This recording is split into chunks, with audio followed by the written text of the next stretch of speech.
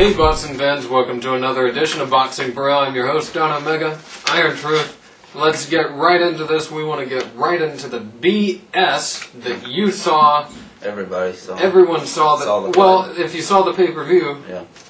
If you saw the fight, if you downloaded it, however you saw it, even if you did it, you don't need to. Yeah.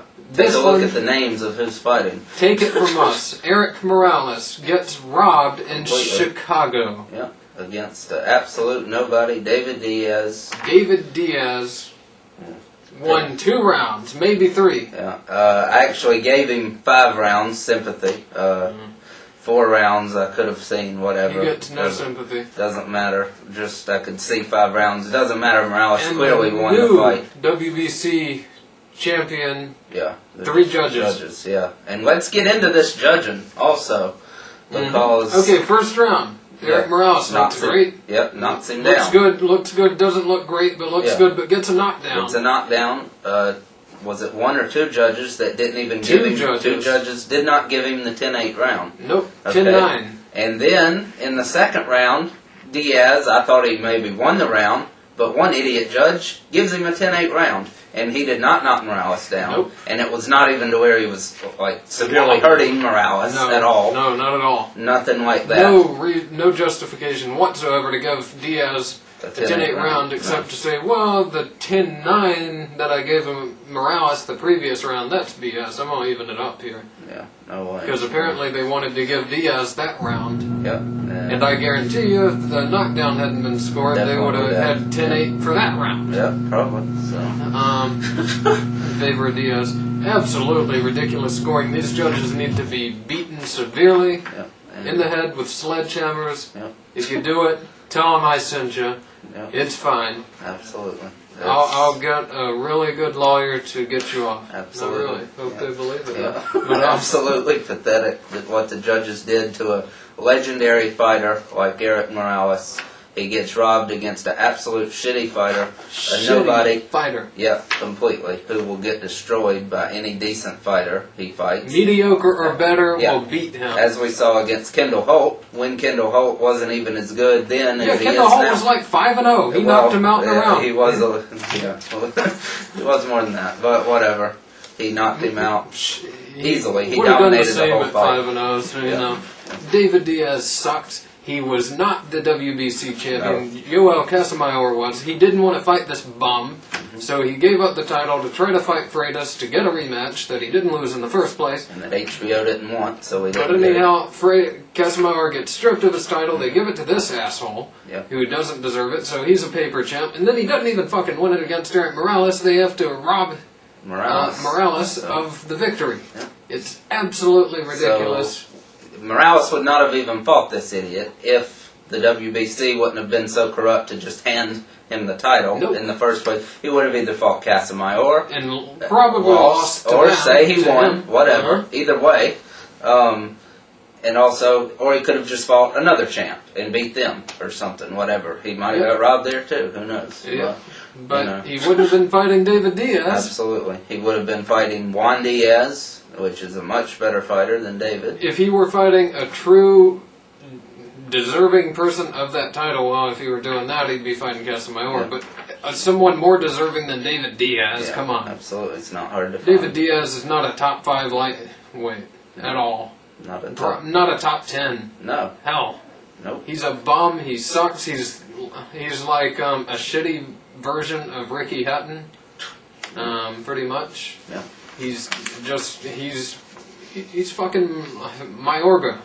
Yeah, I mean, he doesn't matter at all. Except without the funny comments and shit. Without the straightness. And without amounting to anything like Mayorga actually has somehow, so. Yep. He's a bum. Completely. Can't wait to see him fight somebody good. And he already did, and we saw what happened, but he already unfortunately lost, the judges chose to be corrupt, and can't wait to see him fight someone more on top of their game, at the top, in more their at their prime. Yeah, definitely. Because Morales would have destroyed him in his prime, obviously. Oh yeah, he would have knocked him out, no doubt. No doubt about that. I mean, hell, he hurt him in this one, so absolutely. And anyhow, okay, other fights on that card. Let's just go into it. Chavez Jr. TKO in 5 against a very tough opponent, Luis Brown. Yep. And Chavez hit him with everything. Finally got him out of there. Dominated the whole fight, of course. But called out Alfonso Gomez afterwards. We'll get more into who else he may or may not have called out later on. Well, we can right now. It's fine.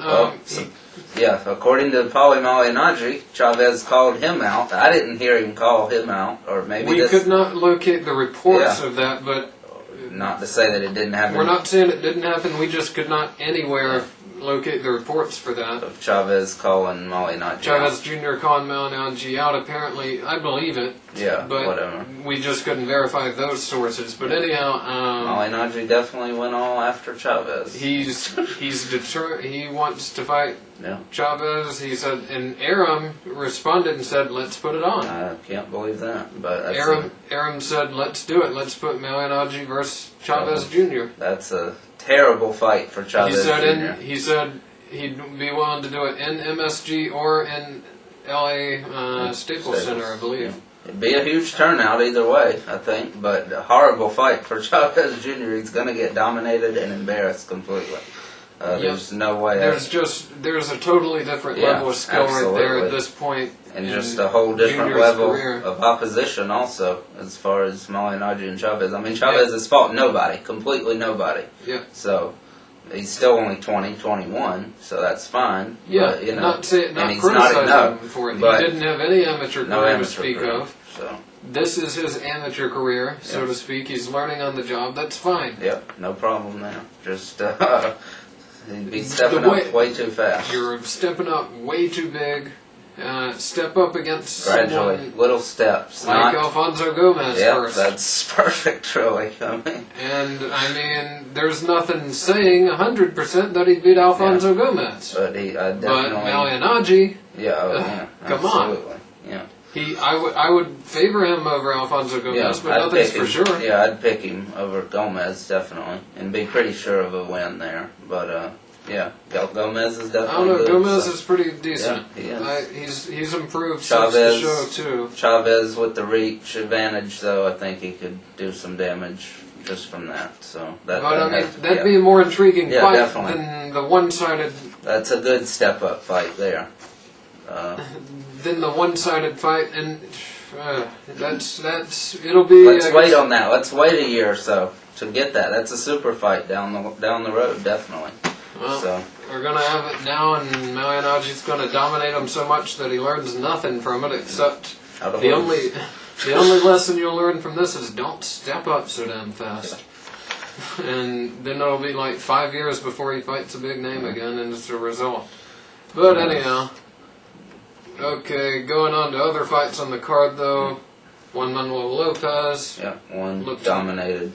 TKO 10 because of a cut, I believe, or something. Whatever. Yeah. I mean, this was no competition at all in this fight. So he never did put his punches together. Like, he never stepped on the gas really. So I was a little disappointed in that, but he got. Yeah, he could have tried a little more to get his opponent out of there, especially this guy. Yeah, this guy was nothing.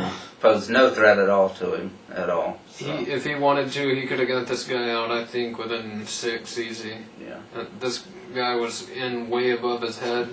So anyway, I got the win. Good seeing him. Also the opening match. Yes. Wow. Solis versus Ulysses Solis versus Rodel Mayol. Yeah. Looked like Mayol was doing pretty well. Yeah, and he knocked him down at one point. Okay, yeah. And he was, I had him up on the card, actually. Yeah, I did too. Yeah, and then... It looked like he was actually on his way to winning. It was a close fight. Oh, yeah, definitely. Solis won some rounds early. Yeah, he won some rounds, and then it looked, at first, it was a good back-and-forth fight, actually, because it looked like, okay, Solis is going to outbox him. Yeah, and Mayol's power came into effect, thought that would take over. And then it looked like, oh, okay, Mayol's turned the tide. It looks like he's about to knock him out here. Yeah. And then, boom, right hand out of nowhere, overhand right. Counter. Yep. So, and it was over. Great fight. Perfect I would punch. love a rematch. I'd be fine with a absolutely. rematch. I mean, because you never know what's going to happen with fighters like that. Really, Yeah. anything can happen. So Yeah. I'd love to see a rematch. I'd be fine, and that's a good division to have rematches. Definitely. There's not many There's people not there. many fights going on. If there. they're there long, they'll have a rematch. Yeah. They'll have to. Or even if they move up, they could there also. Because So that's the type of division that the loser probably stays #1 contender. But anyhow, good match. So I would love for the winner to fight the winner of the Calderon versus Hugo Cesares. Definitely. Which should be Calderon. Yeah. But Cesares does have a lot of power. So he's got that. Which we've seen happen lately.